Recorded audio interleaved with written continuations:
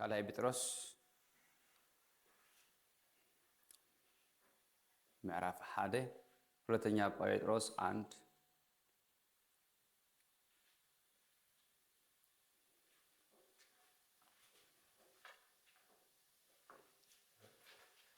እንታይ ዝብል እቲ ብፍልጠት ክብሩን ካብ 3 ጀሚረ ምዕራፍ 1 ካብ ጥቕስ 3 1 ከ3 ምዕራፍ 1 ጥቕሲ 3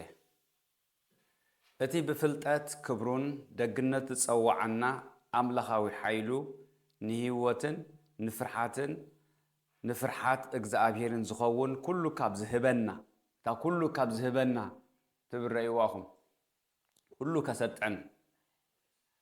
بو تا خبرتن عباين تسفا زرخمنا اب عالم بفتوت سغا كاب زلو طفات وصيكم تمقلتي اتي املاخو بحاري من انتي كتكونو تبزلا ابت قال ترغم تاعتبل امليطكم كاب طفات امليطكم ياتبل عملطاچو كطفات نو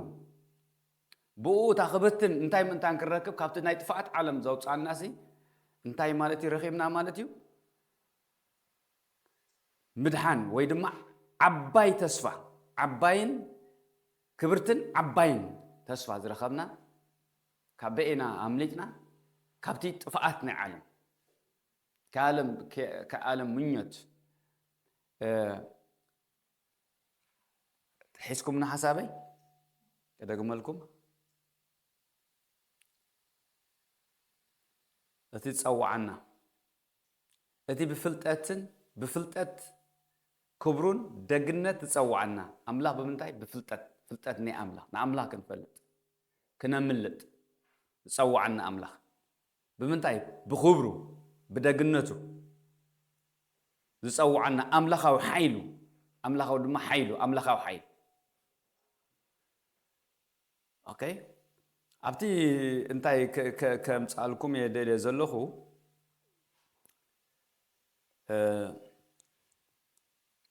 أبتقصي إتي حيال كفلي مصحف قدسي كلاي بيتروسي حيال مصحف قد حيالي يبلو أبتي ترجم تسفاه نخلو أبتي ترجم تسفاه نخلو إذبل تسفاه نخلو يسوع كريستوس بملكتاوي حيلو نأملاخاوي هيوت كنبر نأملاخاوي هيوت كنبر نخاين موت مالتي أملاخاي موتني نخاين طف تصويعكم جلنا نزل تتصوعنا يسي نزنا يزمدرن نز حلاف زغونن كونتون زي كونسي كابت كونت زغونه كابت عالماوي أمليتنا كابت تمنيتن كابت ጸልማትን عالم أمليتنا مغنياتو تتمليت سغاوي نايت عالم انتاي موت يزمس سلازي من انتان كاين موت أملاخاوي بحر يكنركب نأملاخاوي هيوت كنبر زدلنا كله هيبنا يدمن نغين موسي هيوت هيبنا مالتي جن انت اتبل ابتي انت اشمو كابت تصوعكم نمنتاي تتصوعنا نمنتاي امليتنا تعالم نطفئ نيرنا نمنتاي امليتنا اتي بفلطت كبرون دغنتون تصوعنا املاخاوي حيلو زبزلو انتاي مالتيو أملاخاوي هيوت كنبر ويدما زي موت نابرا خنبر زي طفئ نابرا خنبر تصوعنا مالت ترجم زدلينا كله كا نخنا يموت كا زدلينا كله طعنا كا زدلينا كله تسفان كبرن كا هيبنا اوكي ازي ابهالا زي كريستيانات مس يسوس بزنابروم ركب عبيلهم أملاخاوي هيوت نخنوبرو مالتي أملاخاوي حجي نمنتهي ذي شنكنا أنت رأيلكم أملاخاوي هيوت أملاخ زغنا هيوت أملاخ ويكا جيتانان مدحينا يسوع كريستوس كمهرنا كله أنا فقعد زيكم كسي فقعد من جبري متعيد فقعد أبوه جبري متعيد سلزي فقعد أملاخ ندلا نجبر كوينا انتهي يبلنا مالتيو ጌታ ኢየሱስ ክርስቶስ ምን አለ እኔ የመጣሁት ለምንድን ነው የመጣሁት አለ የእግዚአብሔር ፍቃድ ለመፈጸም ነው የመጣሁት አለ ለእግዚአብሔር ፍቃድ ወደ አገኘዋል እና ለምንድነው ስለምንታይ ከምዝለኩም ዘለኹ ብሩኻት ፍቃድ ናይ ሓደ ነገር ፍቃድ ናይ እምነት ሓላፍ እንተለካ ፍቃድ ናይ ሓላፊኻ ትገብርን ፍቃድ ናይ ገዛ ርስኻ ትገብርን ነንበይኒ የተለያየ ነው የገዛ ራስህን ፍቃድ ልትሰራና የአለቃህን ፍቃድ ለመፈጸም ይለያል የአለቃ ብቻ መፈጸም ቀለል ይላል ምክንያቱም ያለህ ነገር ብቻ ነው የምትሰራው የራስህ ኃላፊነትና የራስህ እንትን ካለ ግን ብዙ ነው የሚመጣብህ ናይ ባዕልኻ ሐሳባት ክትገብር ኮለኻ ብዙሕ እዩ ጌታ ኢየሱስ ክርስቶስ ግን ሐሳብ አኔ ፍቃድ አቦይ ዳምበር እኔ የእግዚአብሔር ፍቃድ ለመፈጸም ነው የመጣሁት እንጂ የራሴ ፍቃድ አይደለም ያለው ምክንያቱ በዚህ አብዝ ምድሪ ብዙሕ ዲሌታት ይዘሉ ብዙሕ ቻሌንጅታት ይዘሉ ስለዚህ ሓንቲ ንሕና ዝጨንቀና ዘሎ አብዝ ምድሪ ንሐሳብና ኮላይ ስለ ንሕውስ ዘለና ንድሌትና ኮላይ ንሕውስ ስለ ዘለና ዳይምበር ፍቃድ አምላክ ንክትፈጸም ሲ ብጸግኡ ስለ ዝኾነ ይቻላል ይካአል እስኪ ፍቃድ አምላክ መፈጸም አይከብድን አሜን ፍቃድ አምላክ መፈጸም አይከብድን ፍቃድ ሐሳባት ናይ ሰባት ክትፈጸም ክትደል ኮለኻ አይከብድ የእግዚአብሔር ሐሳብ ቀለል ያለ ነው በጸጋ ነው የሰው ሐሳብ ግን ከባድ ነው ስለዚህ እኛ ሰው ስለሆነን ብዙ ሐሳብ እናስባለን ብዙ ነገር እንፈልጋለን ከፈለግነው ነገር ስላጣነው እንጨነቃለን ስናጣው እኛ የፈለግነው የሥጋ ሐሳብ ስንመኝ ስናጣው ከዛ ካጣነው በኋላ ጭንቀት ይመጣል ተስፋ መቁረጥ ይመጣል ናትና ሐሳብ ክንደል ይሆንና ብዙሕ ኮይኑ ይጸንሓና ነታ ሓደ ክንስእኖ ነታ ሓደ ድማ ክባላሽ ከሎ ተስፋ ንቆርጽዑ ናይ አምላክ ግን ሓደ ጽዋዓካ ከሎ ናብ ደግነቱን ናብ ክብሩን ናብ ፍልጠቱ ወዱን ስለ ጸዋዓካ ብኡኻ ስለ ጸዋዓካ ስለዚህ ብኡን ተመጺኻ አምላኻዊ ናብራ ስለ ትነብር አምላኻዊ ናብራኻ ስሕተት ስለ ዘየለ ምክንያቱ ብጸጉኡን በአምላኻዊ ፍቅሩ ስለ ትነብር بتمنيت تاتكا زيكونس بحسب እግዚአብሔር ስለ ትነብር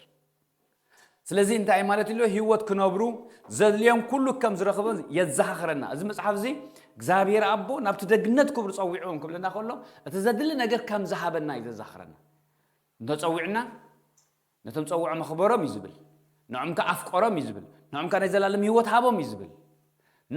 ንዘይ ከአል ክኽእል ድማ ጸጋ ሃቦም ንዘይ ከአል ዝኽእል ጸጋ በናይ ገዛ ርእሶም ኃይሎም ዘይኮነስ በመለካታው ኃይሉን ጸዋዕቱን እዩ ጸዋዕታውን እዩ احنا مستጸዋዕና استأذዝና ይንገብር ወይታ ዝበለና ክንገብር እንተዳ ሆይኑ ብናቱ ጸጋይ በናይ ገዛ ርእሶም አይኮናን በዘይ ገዛ ርእስና አይኮናን ሰርሕ ምንጭ ሓድሽ ተቀደሰ ህይወት አብ ጻዕሪ ሰብ ዘይኮነ ኣብ ፍልጠት ኢየሱስ ክርስቶስ ጸግእን ከም ዘሎ ይሕብር ትሕዝኑ ኣለኹም ተጸዋዕና ይጸዋዕት በአምላኽ ደግነቱን በኽብሩን ብናቱን ትንሽ እንትን ይሆናል ጥሩ ነው ስለዚህ እኛ የተጠራነው ለእግዚአብሔር ሐሳብና ለእግዚአብሔር ፍቃድ የተጠራነው በሱ ምክንያቱም በሱ ጸጋ ስንመላለስ እኛ መድከምና ጣር የለውም ማለት ነው ድካም የለውም ተስፋ መቁረጥም የለውም ማለት ነው እኛ በራሳችንና የራሳችን ፍላጎት ስንጨምር ግን እኛ እየደከምን ተስፋ እየቆረጥን እንሄዳለን በሱ ፍቃድና በሱ ጥሪያ ብንሄድን የሱ ነገር ስናሞላ እሱም ራሱ የራሱ ነገርን ለኛ ያሰው ነገር ሲፈጸም እኛ እንበረታለን ተስፋችን ይታደሳል ስለዚህ እንታይ ዝብዘሎ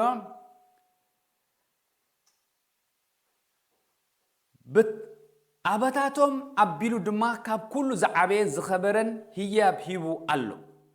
ቁጥር 4 አንብባ ወልዳት ቁጥር 4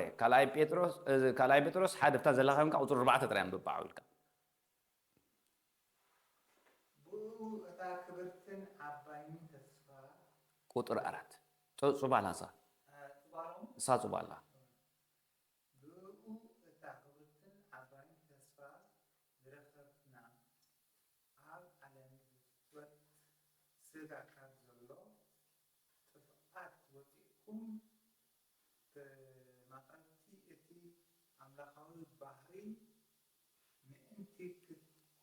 yes من تكونوا عطوا بتلتانتني بو تا خبرتن عباين تسفى زرخمنا اوكي سب بو عباين كبرتن عبايا جنكا خبرتيا جنكا انتيا تسفى سكبل تسفى مالتي تسفى ايوه በአማርኛ ምንድን ነው የሚለው? በሱ ትልቁ ተስፋ አይደል? ተስፋ አገኘን። ኦኬ ተስፋ ትልቅ መድኃኒት ነው አይደለም እንዴ? ከሁሉ የበለጠ እኮ ተስፋ መድኃኒት ነው። ከጭንቀት ተስፋ መድኃኒት ነው። ከሐዘን ተስፋ መድኃኒት። ተስፋ ስታደርግ እኮ ነው እንትን ያንተ ህመምና ያንተ ቀንዛ ትንሽ ቀለል ይላል ተስፋ ስታሳውት። ምክንያቱ ኤርምያስ እንዲህ ነው የሚለው በልብና ተስፋ አምላክ ምሕረት አምላክ ክንሓስብ ኮለና እንታይ ንገብር?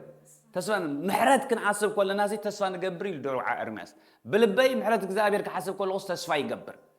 ሓዚንካ ፀንሓኻ ተስፋ ዝገብር ዘይሓዘነ ተስፋ ዝገበረ ተስፋ ይገብርን እዩ። ስለዚህ ብሩኻት ንሕና ተፀዋዕና እንታይ ይብለና ኣሎ? እንታይ ኢሎ በኣታቶም ኣቢሉ ድማ ካብ ኩሉ ዝዓበየን ዝኸበረን ህያብ ሂቡና ኣሎ። ንሳ እንታይ እያ? ተስፋ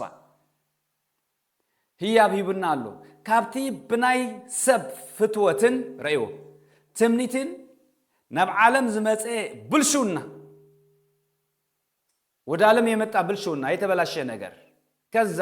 ካብዚ ኣውፂኡ ናብቲ ዓለም ዝመፀ ብልሹና ካብኡ ኣምሊጥና ደግሞልኩም እየ እቲ ዓባይን ተስፋን ዝሃበናሲ ዝኸበረን ህያብን ሂቡና ኣሎ ዝበለ ናይ ነቲ ካብቲ ብናይ ሰብ ፍትወትን ናብ ዓለም ዝመፀ ብልሹናን ስለ ዘምለጥኩም ወይ ድማ ኣምለጠኩም ማለት እዩ ኣብ ዘላለማዊ ህላውንኡ ህይወቱን ከም እትካፈሉ ቃል ኣቲልኩም ካብቲ ናይ ዓለም ብልሹና ዝመፀ ናብ ዓለም ዝመፀ ፌራ ወላ በሎ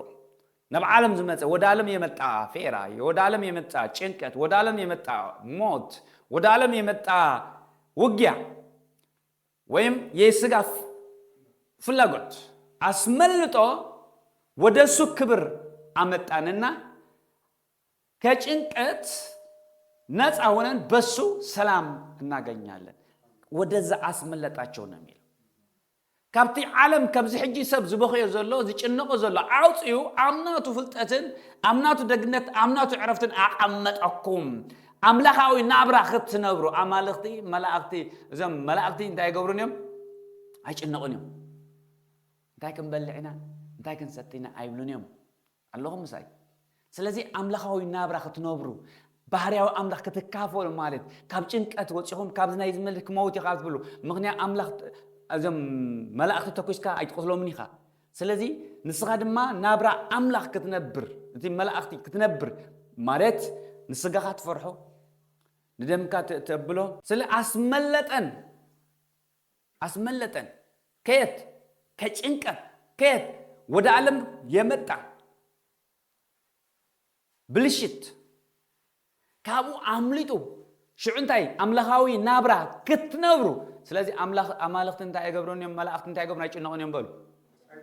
ስለዚህ ንሕና ውልድ አምላኺና አምላካዊ መለኮት ባህሪ ሂብና ምክንያቱ ካብዚ ዓለም ዙርዮ ዘበል ጭንቀት ወፂና ከም ናይ መላእክት ክንነብር ኣበይ ኣብ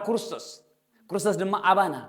ስለዚህ ክርስቶስ ኢየሱስ ስለዚህ ኣነ ፍቃድ ኣበይ ክፍጽም የመጽ ናይ ርእሳ ይኮንኩ ዝበለ ስለዚህ ፍቃድ ናይ ሓደ ትግበር ተኮንካ እቲ ዝለኣኸካ ይጨነቕ ንስኻ ይጭነቕን ኢኻ ማለት ሰብ ብዙሕ ግዜ ይጭነቕ ሓሳብናቱ ክገብር ትምኒናቱ ክገብር ድሌናቱ ክፍጽም ክብል እዩ ኣብ ጭንቀት ዝኣብ ሰው የራሱ ሐሳብና የራሱ ፍላጎት ለማድረግ ብሎ ነው የሚጨነቀው እንጂ ክርስቶስ የላከው መልእክት ቀለል ያለውና በጸጋ ነው። ስለዚህ በጸጋ መኖር ትችላለህ ማለት ነው። ሐሳብ አይበዛም፣ ትምኒት አይበዛም፣ ፍላጎት አይበዛም ማለት ነው። ስለዚህ እምባር ጸዋዓና እንታይ አምላካዊ ናብራ ክንነብር። ስለዚህ አምላካዊ ናብራ መንባር ማለት ከንታይ ለኩም ጭንቀት የብሉን ፍርሕ የብሉን ካይቀትለኒ ካይጥም ምክንያት መላእክት አይጠምኝ ነው። አሜን። ስለዚህ ዘላለማዊ ህላውነቱ ህይወቱን ከም እትካፈሉ ቃል አቲልኩም ይብለና። በአታቶም ነቲ ኣብ ዝሓለፈ ጥቅሲ ዝተጠቅሰ ኣብ ጥቅሲ 3 መለካታዊ ሓይልን መብጻዕታትን የመልክት ንዓና ካብቲ ቁጣዓ አምሊቁ ካብቲ ፌራ ወይ ድማ ብልሽት ናብቲ ዓለም ዝመፀ ብልሹና ዘምለጠና ቃል አቲና ዳጊንኩም ኣብኡ ኣይትኸድንኹም ምሳይ ብዕረፍቲ ክትነብሩ ኢኹም። ምክንያቱ ዓለም እንታይ ይብላን ሰላም ይብላን ኣነ ድማ ንዓኹም እንታይ ሂበኩም ኣለኹ ሰላም ሂበኩም ኣለኹ ሓደ ካብኡ ማለት እዩ። ኢየሱስ ጌታ እዩ። ስለዚህ መብጻዕታት የመልክት እግዚአብሔር በኃይሉ ንህይወት نهيوتن نأملاخنتن زدلينا كله هيبنايو نحن نملكه إلى ذهبنا كاب كل زعبيز خبرن هي توهيبكم الله سلام نأملاخو باري توهيبكم الله تسفاتات زعبيه بفلاي أبزل ألماوي هلاونو تساتفو كم زلع على سناي قصر أبتي زلع ألماوي كابتي ناي جزياو نابرا ويدما كابتي بموت نابرا ناي زلع ألم نابرا أوس ناي زلع ألم موت أوسيو أبتي ناي زلع ألم يود نخد نبر بعرفتي قال أتيلنا تغافلتي أملاخ كنكون أوسينا مال ملكة هيوتو أون يساتفو مالتيو بزعبا وشتاوي محداسيو مس بحري أملاخ متأساريو كاب طفات عيني إزغلت لكم زلو زغل إزغلت لكم كاب 3-4 إزغلت زلو زي قال زي نغر كخوم تترجم تنطرز كاب 3-4 إنزين زغلت زلو تترجمان مالتيو بملكة هيوت تساتفتي مالتيو أوكي بمحداس حالة سابنا مسوق النبر مالتيو حديثنا مس بحري أملاخ متأسسار مالتيو إذا كلهم بدقنتو تصوعكم زبلا زلاقو كابل شنو زبلا زلو إذا زلكم زلو ترجماتي مالتي كاب كاليتخا كاب سالسيتخا سالسيتي كاب بطفات عملتو تعنتو بنتاي لكم قو سلسته دقوم ما سلسته قوم إتا كاب طفات تبزلا وصيكم تبزلا انتاي كاب طفات عملتو أبتين عالم زلعل أوناوي حيل حاتياتن تمنيتن حاراوتو زقلسي كابوسي تعمليتكم زلاسي كابتن عالم تلا إخوان ده زلنا عالم زمت كابتن أب عالم زمت الناس بلنا زلنا كابوسي عمليت إننا أنا أب عالمنا زلنا جنك كابتن عم زرخبهم ويدما كابتن نقول تزيف زرخبهم عمليتو تخافلت إن أملاخ باري كن كون غيرنا مالتيو يسوع قويتايو يسوع نتاي قويتايو نتاي زلوا كل جزء كنريو خلنا በእነዚህ ምክንያት ማለት በክርስቶስ ክብርና ቸርነት ክርስቶስ የጸጋና የኃጢአት ይቅርታን የመንፈስ ቅዱስ የአዲስ ሕይወትና የእግዚአብሔር ልጅነት ተስፋ ሰጥቶናል። አሜን ሰጥቶናል። እነዚህ ጥቅሶች የተሰጡን የመለከታው ባህሪ ተከፋዮች እንድንሆን ነው። ናይዚዮም ዝተዋሃበና ናይት መለከታው ኃይሊ ተካፈልቲ መታን ክንኮይንና ናብነት يوحنس معرف وانجيل يوحنس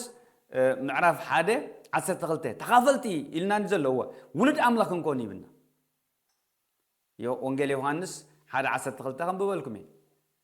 كابتي أمليتكم زبلنا نزلس كابتي دك عالم دك قطع زنبرنا أمليتو ولد أملاك نكوني بنا نتهم تقبلوا زبلوا يبل نتهم تقبلوا زبلوا كلهم بسمون إذا آمنوا بنا ولد أملاك كونو مثل هابم كابت قطعا وانجيل يوحنس 1:12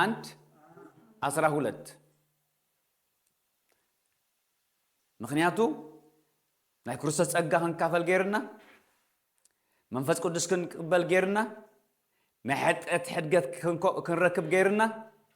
ሓድሽ ህይወት ክንረክብ ገይርና ዝኹል ዝብለኩም ዘለኹ ዛዳ ጠቕስ ዝብለኩም ዘሎ ሓድሽ ህይወት ክንረክብ ገይርና ሓድሽ ህይወት ኦኬ ሪሁማ تغافلت خوينا آمين انت خوينا ملكته بحري تغافلت خوينا كم كون هيبنا حد خابون تايغرنا ولد أملاخ خوينا سلازي ولد أملاخ انت خوينا خي كم ولد أملاخ ننبر ولد أملاخ انت خوينا خي ولد أملاخ كم ينبر منفسي سلازي منفس تخوينا خا عيجنقني አይበክኒ ስለዚ ንሕና ድማ ስጋ ሒዝና አለና ከነስና ግን ባህሪና ወይ ድማ ትናይ ውሽጥ ሐሳብና ቀይሩ በቲ አተሐሳስባ አምላኻዊ ሐሳብ እንደ ሐሳብና ነዝናይ ዝምድር ንሪኦ ንሰምዖን ቻሌንጅ ክንገብሮ አክን ዝገብረና ቻሌንጅ ክንገብሮ እዚ ትምህርቲ እዚ ክንመሃር ይግባና ብዙሕ ግዜ ንሕና ነት መንፈስ ቅዱስ ዝብለና መጽሐፍ ቅዱሳዊ ነገር ስለ ዘይርዳእና ከምቲ ቃል ስለ ዘይምነብር ቃል ሚለውና እኛ ምንኖረው ስለሚላይ ነው ችግሩ እንለያያለን ቃል ሚለውና የተጻፈውና እኛ ምንኖረው ጌታ ኢየሱስ ክርስቶስ የእግዚአብሔር ፍቃድ ሲፈጽም ልክ እግዚአብሔር ይያለው ነገር በሙሉ ይፈጽማል እኛ ግን ክርስቶስ ያለን ነገር መፈጸም ያቅተናል ምክንያቱ ስጋና ደም አለን ድካም አለን እኛ ብርቱ አይደለንም ኦኬ ይሄን እንዳለ ሆኖ ይሄን ጌታ የሰጠን ነገር ግን አልተጠቀምንም ምስጢሩ ስጋለና ንደክም ንخلና ግን ከእግዚአብሔር ዝሃበና ኃይል ስለዚህ ንጥቀመሉ እግዚአብሔር ዝሃበና ሐሳብን እግዚአብሔር ዝሃበና ተስፋን ስለዚህ ነስተውዕሎን ዘይነስተንቱኖን ድኻም ይብርታዓና ድኻም ይቅድመና ኑሮ በስጋ ስንመላለስ ብዙ ጭንቀትና ብዙ መከራ ይገጥመናል በመንፈስ እንሆን በመንፈስ ክትኮን ግን ትምንት ስጋ አይተፈጽምን እንኳን ላይ ብለና ስለዚህ የእግዚአብሔር ተካፋይ እንሆናለን ኦኬ አንደኛ ዮሐንስ ቀዳማ ዮሐንስ 3 ቁጥር 2 አንደኛ ዮሐንስ 3:2 ቀዳማ ዮሐንስ 3 ቁጥር 2 እንታይ ዝብል 3:2 እንታይ ዝብል አቱም ፍቁራተይ ሕጂ ውልድ አምላኽ ኢና እንታይ ከም ንኸውን ከዓ ገና አይተገልጸን ንሱ ምስ ዝግለጽ ግና ከምታ ዘለዋ ክንሪዮ ኢና እሞ ንዕኡ ክንመስል ከም እንመስል ንፈልጥ ኣለና ምክንያቱ ንዕኡ ንመስል ባህሪ ይህብና ስለ ዝኾነ እዚኣ ከምኡ ይህበና እንታይ ይህብና ኢለኩም ናይ እግዚአብሔር ትኽብሪ ይህብኩም ዘለና ዘሎ ተንሰለስተን ዝሃበና ክብርታት ዝገልጸልኩም ዘሎ ጸዋዕኩም አኽበረኩም ዝብዘሎታ ጴጥሮስ ሒዝኩም ማዘለኹም እዚ ውህብታት እዚ ይህብና ኦኬ ምን ማለት የመለከታው ባህሪ ተካፋይት እንደንሆን ነው ይሄን ጠቅስ የሰጠን በእነዚህ ማለት ነው ኦኬ በክርስቶስ መከራ እንከፋላለን በክርስቶስ መከራውን ንካፈሊና ክርስቶስ ብዝሓልፎ መንገዲ ክንሓልፍ ኮልና ኣብዝ ምድሪ ክሳብ ዘለና ስጋ እንደምን ምሳና ክሳብ ዘሎ ከምቲ ጌታ ኢየሱስ ክርስቶስ ሰብ ኮይኑ ዝመጸሞ ዝገጥሞ ዘበለ ሁሉ መከራ ዝገጥሞ ነበረ ስለ ክርስቶስ ኢልና ንሕና ድማ ከምቲ ዝገጥሞ ድማ ይገጥመና እዩ ዝጥቕሲ ሁሉ ይብና እዩ ዘሎ ኣብ ንኽእልና ኦኬ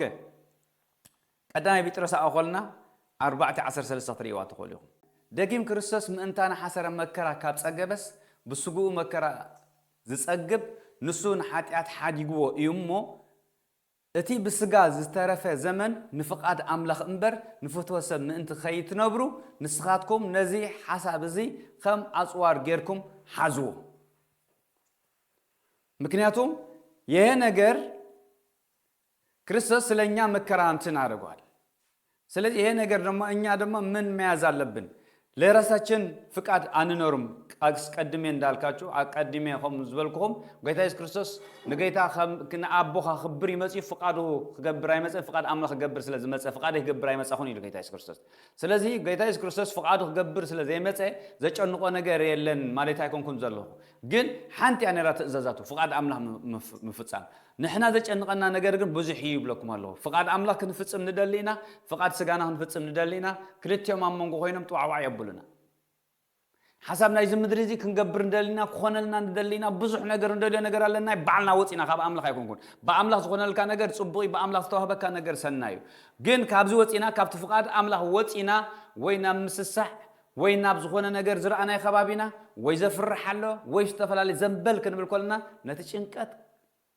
انت هم قبرين خان كنت صاورين خلنا مغنيات نت الصحف نقول فخلنا نتستوى لنا نجار كنقدف كلنا أيو تزمت أنا مكرا زبرت عنا أنت زي كون أنت تردي أها كريستوس بزي حالفهم أها أنا أملاك صلاة بزي حالفهم لك يك علي يخطب تخلي عن تذكير كايت الصحف يسوع قوي تاي سلازي أب قطر 10 سلسته أب أخولا قطر 10 سلسته أب أخولا قطر 10 سلسته 10 عرات 10 يلا شو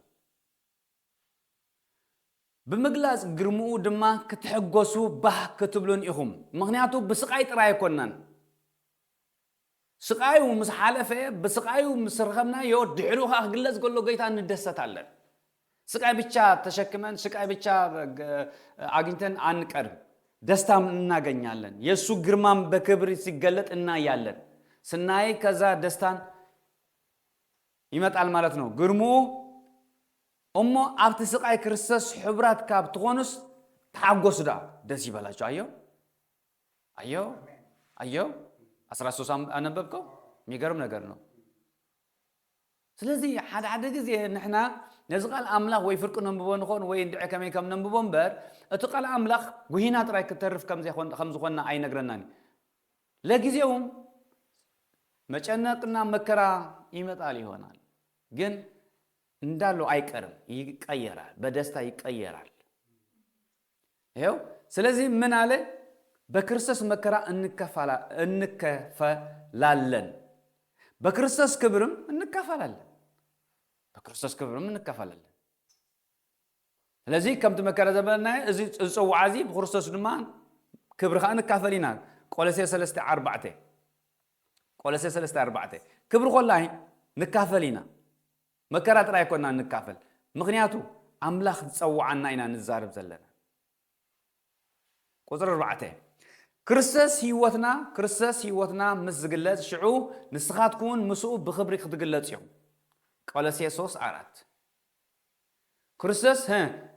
ህይወትና ምስ ዝግለጽ ንስኻትኩም ምስኡ ብኽብሪ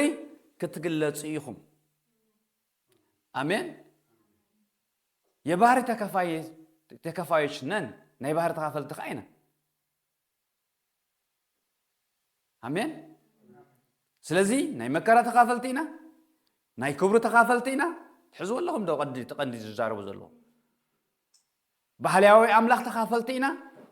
ባህርያዊ አምላኽ ተካፊና ናይዚ ምድር እዚ ናይዚ ዓለም እዚ ጭንቀት አባናይ ስልጥንን ማለት እዩ እንታይ አምላኻዊ ባህሪ እንዲህ ክትነብር ኮይንካ ክርስቶሳዊ ባህሪ እንዲህ ክትነብር ጀሚርካ እዚ ኣብ ዓለም ዘሎ ንግዚኡ ምዃኑን ሓፂር ምዃኑ ዕድሙን ክርዳእካ እዩ ንስኻ ድማ ናይ ዘላለም ህይወት ምሰለካ ኣብ ሰማይ ድማ ዓቢ ክብሪ ተዳሊልካ ከም ዘሎ ክርዳእካ እዩ ድሕሪ ቻው ክትብለ ኢኻ ነዚ ስለዚህ ክርስቶስ ብግርማ ክብሩ ብኣምላኽነቱ ብባህርያውነቱ ብሁሉ ንዓና ተካፈልቲ ክንከውን ጌርና ኣፍቂርና ክርስቶስ ኣክንዳና በጃመይቱ ንጽድቅና ድማ ተንስዩ ቦታ ከዳሉና ስፍራ ድማ ልብኹም አይሸበር አን ቦታ ከዳሉልኩም ድማ አይልና ስለዚህ ነቲ ተስፋ አቤት ከብርትን ዝበላና ተስፋ አባይን ክብርትን ይብና ዝብለ ዘሎ ተስፋ አለና ናይ ዘላለም ህይወት ናይ ዘላለም ናብራኽ ንነብሪና ኣብዚ ንጋደል ዘለና ነዚ ንኽነብሮ ኢልና ይኮና ነዚ ግዝያዊ ናብራ ንሪኦ ዘለና ይኮና ነዚ ንሰምዖ ዘለና አይኮናን ተስፋ ገይርና ንጓዕ ዘለና ጽባሕ ከምዚ ክኸውን የኔና ነዚ ይኮናን ነኖ ጽባሕ ናይ ዘላለም ህይወት አለና ኢና ንጓዕ ዘለና አምላኻው ባህሪ እንዳነበርና ኮለናይቲ ሚስጥር ስለዚህ እንተዳ ዘይኮን ኻም ተዳ ወፂና በዛ ሓደ ግልጥ መካይ በታ ሓደ ግልጥ መካይ ቃንዛ ክትነብር ይኻብ ዘምድሪ ስለዚህ ኻም ቃንዛ ትወጻሉ ምክንያቱ ጎይታ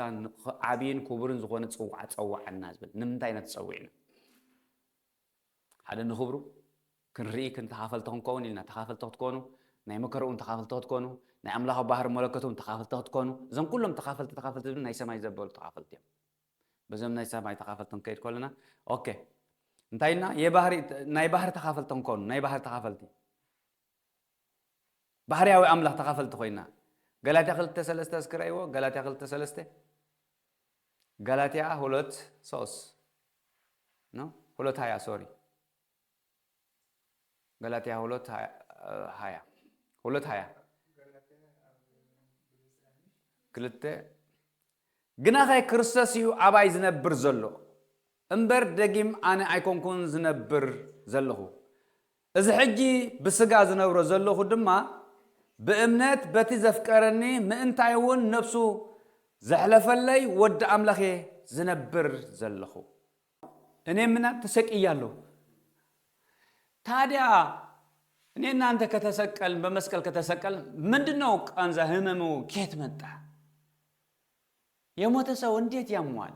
ዝሞተ ሰው ደይ ሕሞይ አዮ ይሄን ተሰቅይሉ ዝብሎ ዘሎ እዚ ትምኒታዊ ናይ ዝምድሪ ፍላጎታችን ነው ተሰቅለዋል የሚለው ያለ እና ስለዚህ ክርስቶስን ማሰብ ክርስቶስ በእኔ ላይ እኔ ደግሞ በክርስቶስ ካለውኝ ክርስቶስ የሚፈልገው ፍላጎት ነው የሚፈልገው ማለት ነው እኛ ውስጣችን የሚፈልገው ነገር አይደለም እንኖረው በውስጥና ዝደልየው ነገር ኮይና እንደልየው ዘለና ስለዚህ ውስጥና ተዳ ክርስቶስ አባና ሐዲሩ ሃሊውን ሐና ድማ ክርስቶስ አውን ተሃሊና ኦኬ ስለምታይቱ ናይ ምድራው ነገር ዝብርታዕና ዘሎ ቼክ yourself ቼክ እንገብራለና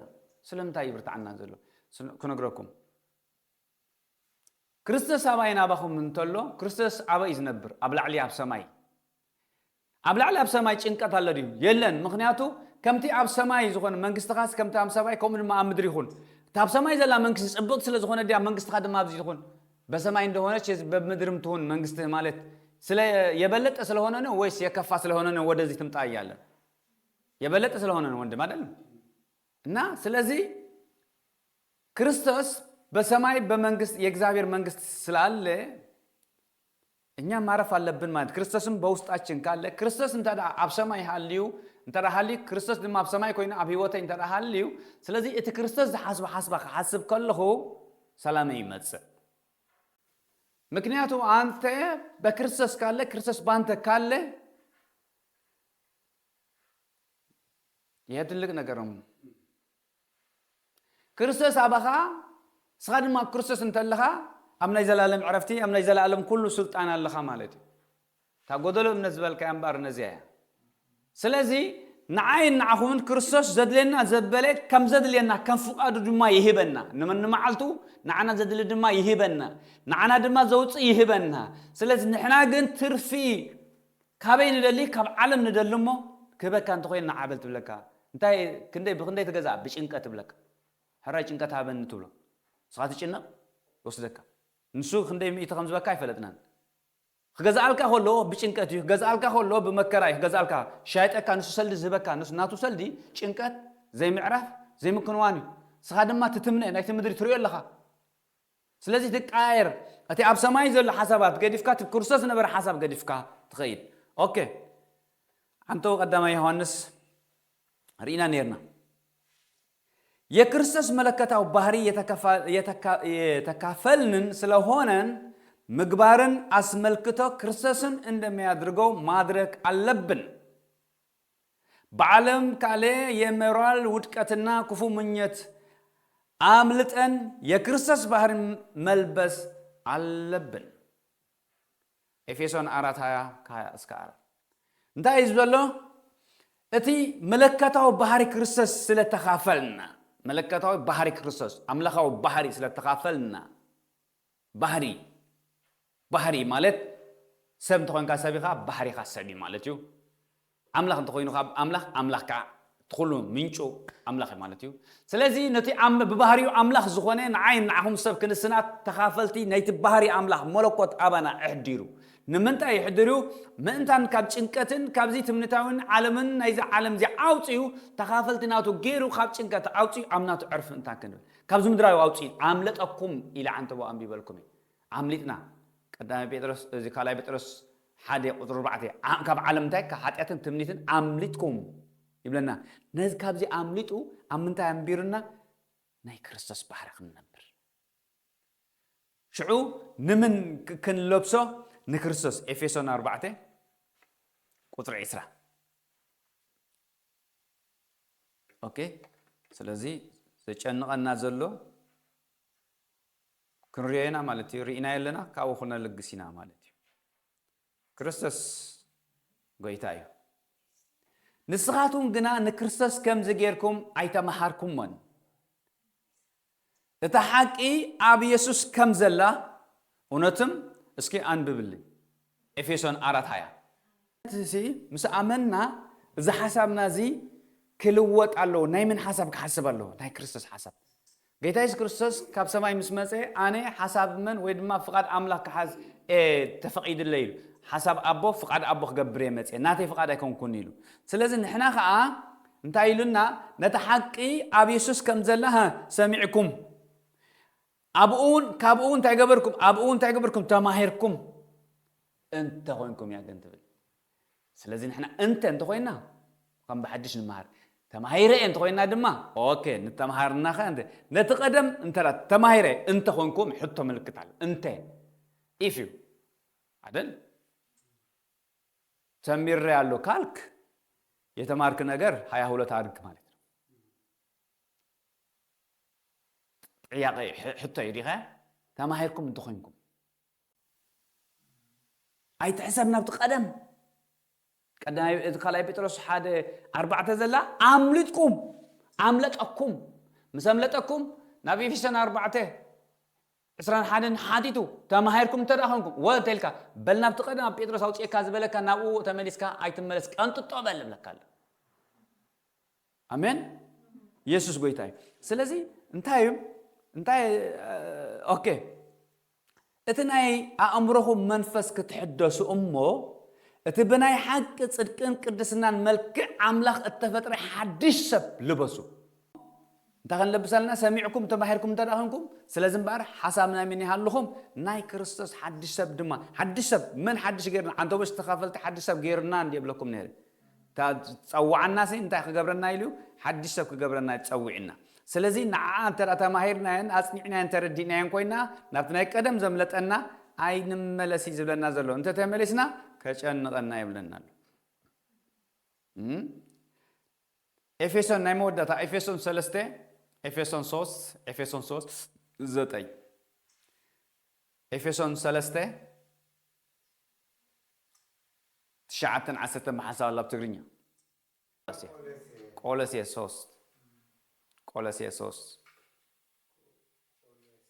3 نسخاتكم نتي أرجع سب مس جبر قنطيتكم